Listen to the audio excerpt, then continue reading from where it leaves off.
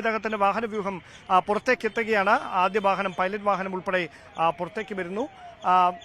Chief secretary Saradha Muraleedharan, ക്രമസമാധാന ചുമതലയുടെ ADGP Manoj Abraham, അതോടൊപ്പം മറ്റ് ഉന്നത പോലീസ് ഉദ്യോഗസ്ഥർ, സിറ്റി പോലീസ് കമ്മീഷണർ, ജില്ലാ കളക്ടർ അനുകുമാരി, കേരള സർവകലാശാല വൈസ് ചാൻസലർ ഡോക്ടർ മോഹൻ കുന്നുമേൽ ഉൾപ്പെടെയുള്ളവർ രാജ്ഭവനിൽ അദ്ദേഹത്തെ യാത്രയയക്കാൻ എത്തിയിരുന്നു. അതോടൊപ്പമാണ് മതമേലധ്യക്ഷന്മാർ, ബിലീവേഴ്സ് ചർച്ചിന്റെ ഉൾപ്പെടെയുള്ള പ്രതിനിധികൾ രാവിലെ രാജ്ഭവനിലെത്തി ഗവർണറെ നേരിൽ കണ്ട ആശംസകൾ അറിയിച്ചത്. ഇവിടെ വെച്ച് അദ്ദേഹം മാധ്യമങ്ങളോട് പ്രതികരിക്കുമോ അതോ അദ്ദേഹം എയർപോർട്ടിൽ വെച്ചായിരിക്കുമോ മാധ്യമങ്ങളെ കാണുന്നത്? ഈ കാര്യങ്ങളിലാണ് ഇനി വ്യക്തത കൈവരാനുള്ളത്. അല്പസമയത്തിനകം അക്കാര്യത്തിലൊരു ധാരണയുണ്ടാകും. എന്തായാലും അദ്ദേഹം മാധ്യമങ്ങളെ കാണാൻ തന്നെയാണ് സാധ്യത എന്നാണ് മനസ്സിലാക്കാൻ കഴിയുന്നത്. മറ്റ് ഒരുക്കങ്ങളെല്ലാം പൂർത്തിയായി കഴിഞ്ഞിരിക്കുന്നു. ഗവർണറുടെ വാഹനവ്യൂഹം രാജ്ഭവനിൽ നിന്ന് പുറത്തേക്ക് എത്തുകയാണ്.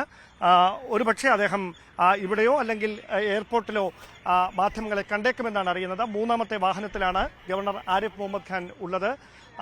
അദ്ദേഹത്തിന്റെ വാഹനവ്യൂഹം പൈലറ്റ് വാഹനത്തിന്റെ അകമ്പടിയോടെ പുറത്തേക്ക് എത്തുന്നു. വലിയ സുരക്ഷാ ക്രമീകരണങ്ങൾക്ക് നടുവിലാണ് അദ്ദേഹം ഇവിടെ നിന്ന് മടങ്ങാൻ ഒരുങ്ങുന്നത്. ഇവിടെ അദ്ദേഹം മാധ്യമങ്ങളോട് ഏതെങ്കിലും തരത്തിലുള്ള പ്രതികരണങ്ങൾക്ക് തയ്യാറാകുമോ എന്നതാണ് ഇനി അറിയാനുള്ളത്. അതിനുള്ള സാധ്യത കാണുന്നില്ല. വാഹനവ്യൂഹം വിമാനത്താവളം ലക്ഷ്യമാക്കി പോകുന്നു എന്ന് വേണം മനസ്സിലാക്കാൻ.